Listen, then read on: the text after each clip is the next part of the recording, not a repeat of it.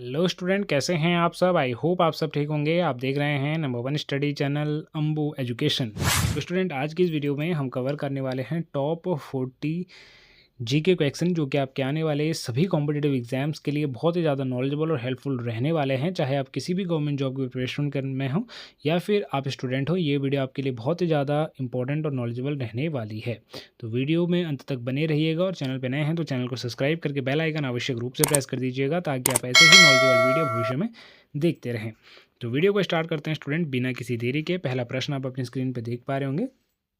संविधान की प्रस्तावना में कुल कितने शब्द हैं? तो संविधान की प्रस्तावना में कुल 91 शब्द हैं। ऑप्शन डी आपका सही जवाब हो जाएगा। 91 शब्द हैं। अगला प्रश्न है, संविधान की प्रस्तावना में कितनी बार संशोधन हुआ है? संविधान की प्रस्तावना में कितनी बार संशोधन हुआ है? तो कितनी बार हुआ है स्टूडेंट? ऑप्शन ए, एक बार हुआ है। प्रस्तावना में एक बार संशोधन हुआ है। अगला प्रश्न है, भारत एक संघीय एवं एकात्मक दोनों राज्य हैं। ऑप्शन सी आपका सही जवाब हो जाएगा स्टूडेंट। अगला प्रश्न है, संविधान का अनुच्छेद 370 किससे संबंधित था? संविधान का अनुच्छेद 370 किससे संबंधित था? तो किससे संबंधित था? जम्मू और कश्मीर से। ऑप्शन ए सही जवाब हो जाएगा, जम्मू और कश्मीर से। अगला प्रश्न है, अनुच्छेद 370 को कब हटाया गया? अनुच्छेद 370 को कब हटाया गया? तो 5 अगस्त 2019 को हटाया गया स्टूडेंट, अनुच्छेद 370 को, जो कि जम्मू कश्मीर को एक विशेष राज्य का दर्जा दिलाता था। अगला प्रश्न है, मौलिक अधिकारों का ह्रास किस स्थिति में किया जा सकता है? तो राष्ट्रीय आपातकाल की स्थिति में सही जवाब हो जाएगा। ऑप्शन ए बिल्कुल सही जवाब है। अगला प्रश्न है, संविधान के किस अनुच्छेद में संविधान संशोधन का प्रावधान है? तो किस अनुच्छेद में है? ऑप्शन ए अनुच्छेद 368 में है। अनुच्छेद 368 में। अगला प्रश्न है, नागरिकता से संबंधित अनुच्छेद कौन सा है? तो नागरिकता से संबंधित अनुच्छेद 5 से अनुच्छेद 11 तक है। ऑप्शन ए बिल्कुल सही जवाब हो जाएगा, अनुच्छेद 5 से अनुच्छेद 11 तक। अगला प्रश्न है, अनुच्छेद 21 किस अधिकार से संबंधित है? अनुच्छेद 21 किस अधिकार से संबंधित है? तो ये जीवन का अधिकार से संबंधित है। ऑप्शन ए सही जवाब हो जाएगा, जीवन के अधिकार से संबंधित है। अगला प्रश्न है, संपत्ति का अधिकार अब क्या है? संपत्ति का अधिकार अब क्या है? तो अब एक कानूनी अधिकार है। ऑप्शन ए सही जवाब हो जाएगा, कानूनी अधिकार। अगला प्रश्न है स्टूडेंट, संविधान की प्रस्तावना को क्या कहा गया है? संविधान की आत्मा कहा गया है। ऑप्शन ए सही जवाब हो जाएगा, संविधान की प्रस्तावना को संविधान की आत्मा कहा गया है।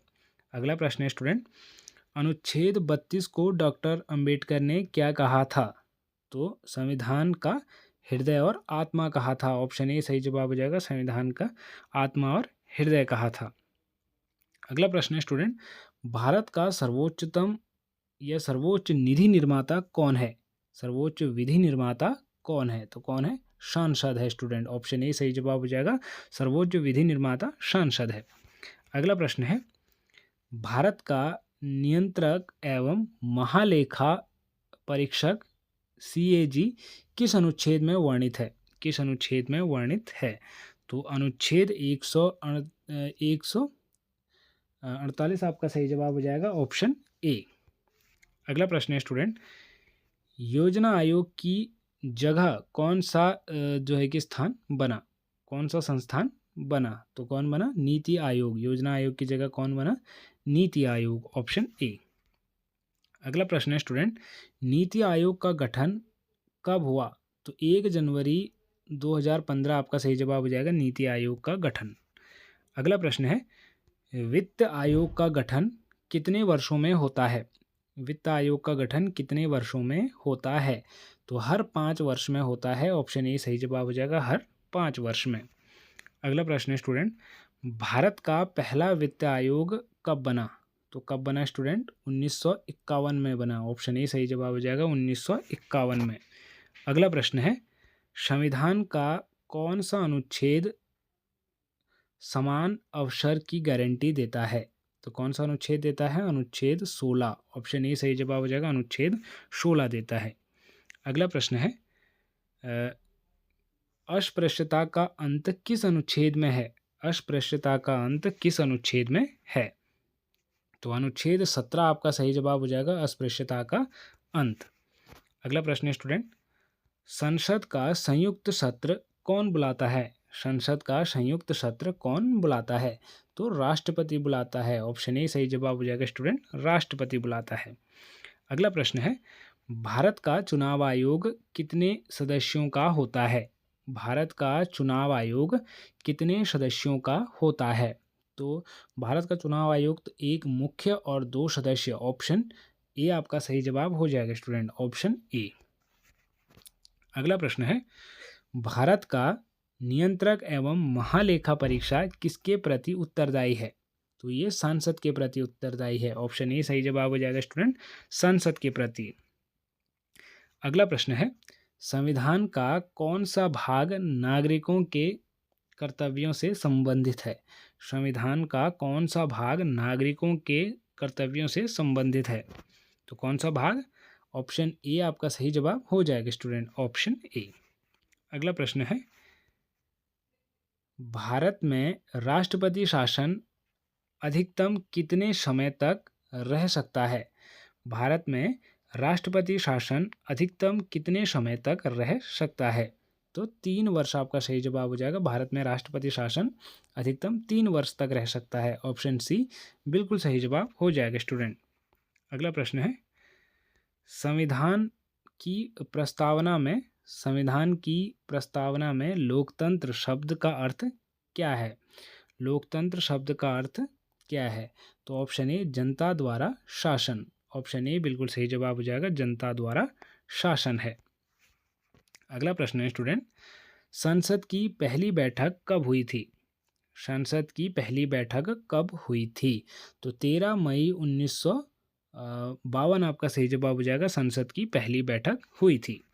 अगला प्रश्न है, अनुच्छेद 19 किससे संबंधित है? तो अनुच्छेद 19 स्टूडेंट ऑप्शन ए स्वतंत्रता का अधिकार से संबंधित है। ऑप्शन ए बिल्कुल सही जवाब हो जाएगा, स्वतंत्रता का अधिकार। अगला प्रश्न है, शिक्षा का अधिकार किस अनुच्छेद में है? शिक्षा का अधिकार किस अनुच्छेद में है?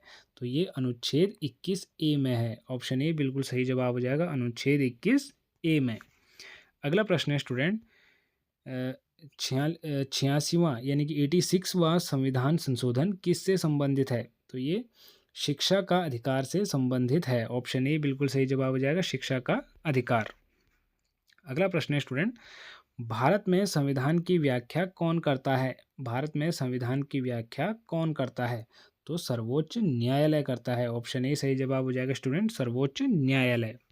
अगला प्रश्न है, संविधान में कुल कितने भाग हैं या कितने पार्ट्स हैं? तो कितने? 22। ऑप्शन बी आपका सही जवाब हो जाएगा, 22 भाग हैं। अगला प्रश्न है, संविधान में कुल कितनी अनुसूचियां हैं वर्तमान में? तो कितनी हैं स्टूडेंट? 12 अनुसूचियां हैं। ऑप्शन ए सही जवाब हो जाएगा, 12 अनुसूचियां हैं। अगला प्रश्न है, भारत में न्यायपालिका किस प्रकार की है? भारत में न्यायपालिका किस प्रकार की है? तो किस प्रकार की है? एकीकृत है। ऑप्शन ए सही जवाब हो जाएगा, एकीकृत है।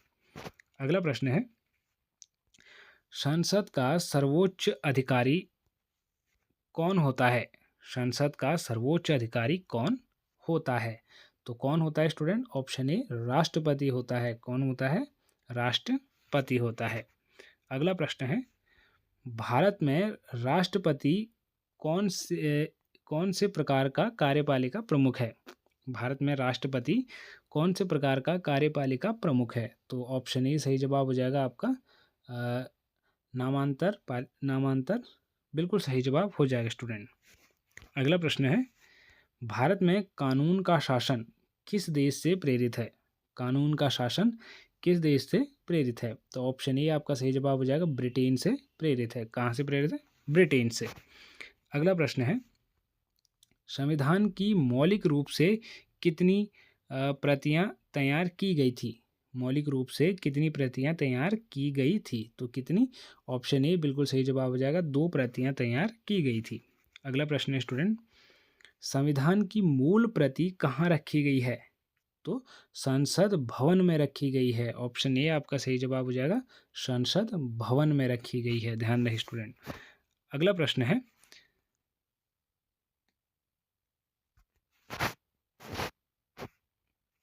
सॉरी यहाँ पे नंबर प्रश्न का गलत टाइप हो गया, 40 होना चाहिए था, 100 हो गया। तो भारतीय संविधान का उद्देश्य क्या है? तो यहाँ पर 4 ऑप्शन दिए गए हैं।